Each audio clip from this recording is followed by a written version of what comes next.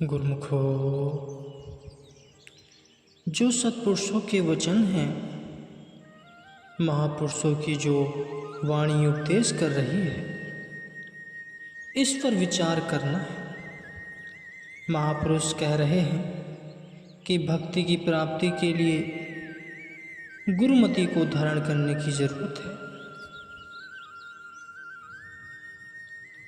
महापुरुषों की वाणी जो फैसला देती है, उनके पवित्र उपदेशों के अनुसार जो बात है, जो उनके पवित्र वचन हैं, अगर उनके मुताबिक जीव कार्रवाई करता है तब तो ठीक है, नहीं तो सब गलत है। अपने ख्यालों के अनुसार चलकर जो जीव काम, क्रोध, लोभ, मोह, अहंकार आदि के धोखे में पड़ा हुआ है, ये पांचों अपना काम कर रहे हैं और जीव को धोखे में भटकाते हैं। संतों के कथन हैं, बहुतु स्यानप जम का भय व्यापा, अनिक जतन करी तृष्ण न ध्यापा। जबकि जीव की अपनी बुद्धि भी काम, क्रोध, लोभ, मोह, अहंकार और काल के अधीन है तथा ऐसी बुद्धि असलियत की परख पहचान कर सकने के योग्य नहीं, तब फिर हकीकत की खबर कैसे मिले? परख किस तरह होगी और दुख तथा बंधन से आज़ाद क्यों कर होगा? ऐसी हालत में मनुष्य सत्पुरुषों के वचन का सहारा ले, तब तो काम बने। अपनी सुरती को महापुरुषों के वचनों से मिलाए। इसी को ही भक्ति कहते हैं कि संतों सत्पुरुषों के वचनानुसार अपने जीवन को बनाए। उनके वाक्यों पर बारंबार विचार करें, उनके उपदेशों के अनुसार मार्ग इख्तियार करें और संतों की वाणी का दृढ़ अभ्यास करें। यही भक्ति है। सबने आम तौर पर सुना होगा कि राजा गोपीचंद एक महान चक्रवर्ती सम्राट थे। माता के उपदेश और संतों के सत्संग से उसे संसार से वैराग्य होकर तब वह योगी बनकर सिद्ध योगियों की मंडली में शामिल हुआ। संतों की संगति करके शब्द अभ्यास की कमाई करने लगा। भक्ति की कमाई करने वाले और सत्संगी पुरुष के लिए वैसी खुराक की भी जरूरत होती है, जिस प्रकार का किसी को काम करना हो, उसी प्रकार के मिशला और सम्मान की जरूरत भी पड़ती है। इसी प्रकार सत्संगी को महापुरुषों के वचन की रहनुमाई की जरूरत है। संयोगवश श्री बाबा नानक देव जी रमते हुए उधर पहाड़ी पर जा निकले जहाँ यह सिद्ध मंडली रहा करती थी। वहाँ तपस्वी गोपीचंद का मिलाप श्री नानक देव जी से स्वाभाविक हो गया। उसने इसी प्रसिद्ध महापुरुषों से कुछ वचन प्रश्न पूछे, जिनका वर्णन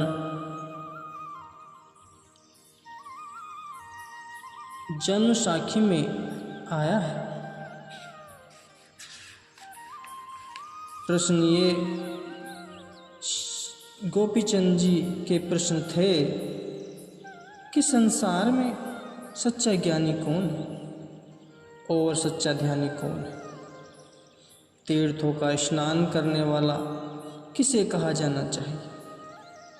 निर्मल कौन है और मैला कौन है?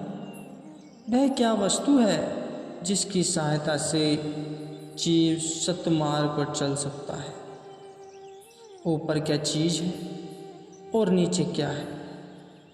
किस युक्ति अथवा साधन से घट में ज्योति जलाई जा सकती है। राजा गोपीचंद कहते हैं, हे तपेश्वर नानक देव जी, सुनो कि वह कौन सा जाप है जो रसना को सदैव जपते रहना चाहिए। तो उनका अर्थ समझाते हुए कहा कि सच्चा ज्ञानी वही है जो गुरुमुख है, और सच्चा ध्यानी उसे जानना चाहिए जो कि अपनी श्रुति को कभी इधर उधर नहीं भटकाना देते, अर्थात जो स्थिर चित्त और एकाग्र वृत्ति रखने वाला है। सबसे बड़ा तीर्थ स्नान संत सद्गुरु का पवित्र दर्शन है। उनके चरणों में लगते ही जीव के सभी पाप नष्ट हो जाते हैं। पूर्ण सद्गुरु की वाणी ही निर्मल वस्तु है, जिसमें तिल मात्र का भी मैल नहीं, क्योंकि वह मालिक से एक रूप हुई है। परम पवित्र और परम निर्मल श्रुति का निर्मल वचन है तथा पूरे सद्गुरु की दया के बिना जीव के मन पर चढ़ी हुई जन्मों की मैल किसी और उपाय से दूर नहीं हो सकती।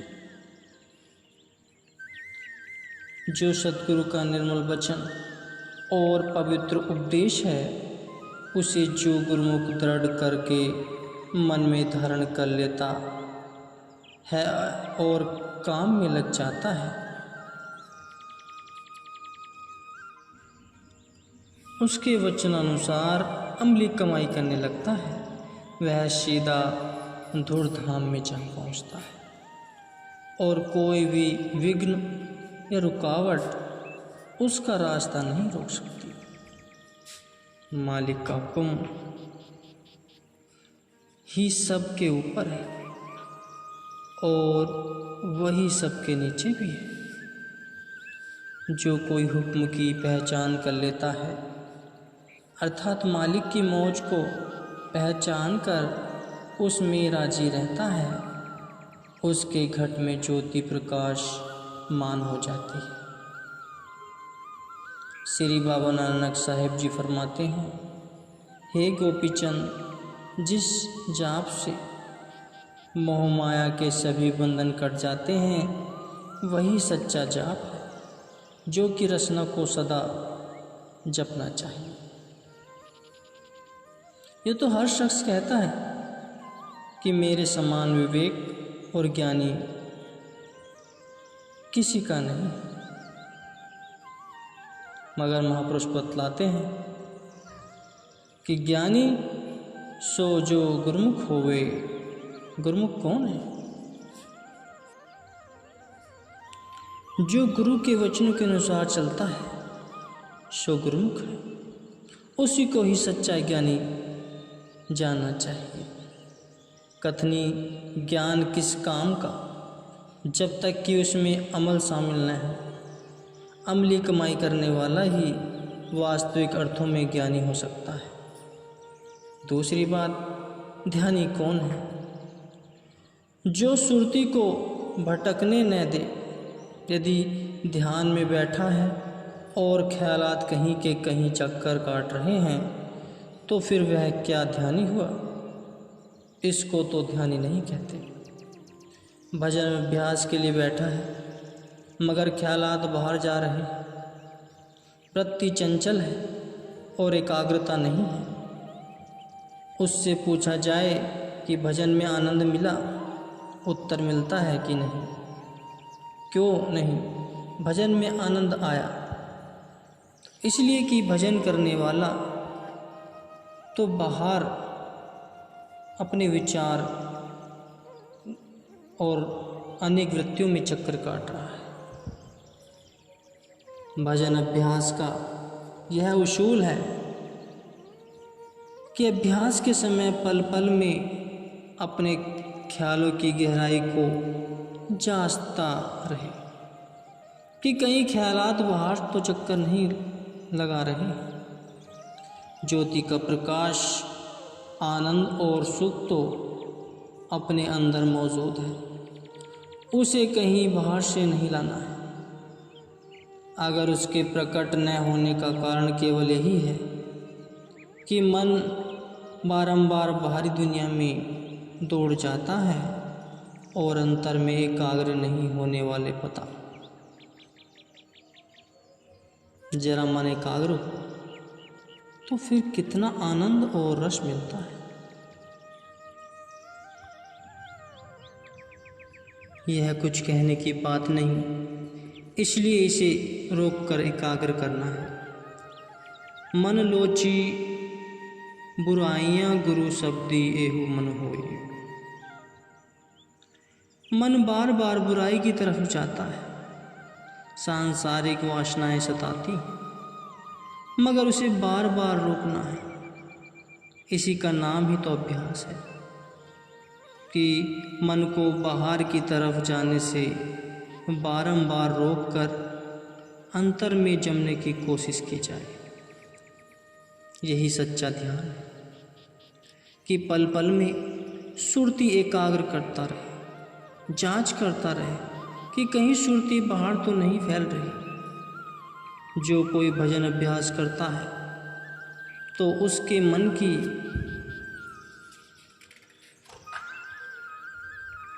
हालत पलटनी चाहिए तथा शांति और आज़ाद और आनंद प्रकट होना चाहिए। अगर कोई कहे कि भजन करते हुए भी आनंद और शांति नहीं प्राप्त कर रहा तो उसका कारण अवश्य होना चाहिए।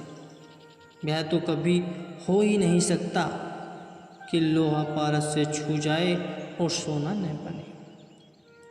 अगर लोहा और पारस पास पास होते हुए भी लोहे की हालत नहीं बदली तो समझ लेना चाहिए कि ज़रूरत दरमियान में कोई पर्दा रह गया है, चाहे वह कितना बारीक ही क्यों न। उसी पर्दे में लोहे को पारस से टकराने नहीं दिया, इसी कारण सोना नहीं बन सका। सुरती सदगुरु के शब्द और ध्यान में लीन नहीं हुई, बल्कि बाहर भटकती रही। अन्यथा कोई कारण नहीं कि शांति, आनंद और रस न आवे। जब तक यह हालत है, चाहे कितनी देर तक भी भजन करेगा, आनंद नहीं मिलेगा। इसलिए सुरती को ध्यान में एकाग्र करने की जरूरत है। चाहे थोड़े समय के लिए भी एकाग्र हो, मगर एकाग्रता जरूरी है। जरा सी देर के लिए भी सुरती एकाग्र रहे और उसका प्रभाव प्रकट न हो, भला यह कैसे हो सकता है। इसलिए कहा जाता है कि ध्यानी सो जो सुरती न खोवे। तीसरी बात यह कही गई कि बड़े से बड़ा तीर्थ मंजन संतों महापुरुषों के पवित्र दर्शन है, जिनके चरण लगते ही मन के सब पाप धुल जाते हैं। क्यों न मन को महापुरुषों के चरण के तीर्थ में धोया जाए। सत्संग रूपी तीर्थ में स्नान करने का फल तत्काल ही प्रकट होता है। वह क्या फल है कि कौवे कोयल बन जाते हैं और बगले पलटकर हंस का रूप हो जाते हैं। अर्थात कौवे की भांति कठोर वचन बोलने वाले जीव कोयल की भांति मधुरभाषी और आम्ररस आत्मिक अमृतमय भोजन पसंद करने वाले हो जाते हैं तथा बगले की भांति दिखलावे की भांति करने वाले हंस की भांति उज्ज्वल निर्मल संत सत असत का निर्णय कर सकने वाले और प्रेम भक्ति रूपी मोतियों को चुगने वाले बन जाते हैं। इस बात को सुनकर कोई आश्चर्य में न पड़े, क्योंकि सत्संग की बड़ाई किसी से छिपी हुई नहीं है। ऋषि वाल्मीकि जी, देव ऋषि नारद जी और मुनि अगस्त्य जी, इन्होंने अपने मुख से अपनी कथाएं बयान की कि किस प्रकार सत्संग के प्रताप से उनकी गति पलटी और वे कुछ के कुछ बन गए। इसी प्रकार ही जल में रहने वाले जीव, भूमि पर बसने वाले जीव और आकाश में उड़ने वाले जीव तथा उनके अतिरिक्त और भी जितने संसार में जड़ अथवा चैतन्य जीव जंतु हैं, उनमें से जिसने भी जब और जिस यत्न से भी बुद्धि, यश, सद्गति, ऐश्वर्य और भलाई पाई है, वह सब सत्संग के प्रभाव से ही जाना चाहिए, क्योंकि लोक में और वेद में भी इन सब के पाने का कोई साधन और नहीं है गुरुमुखो।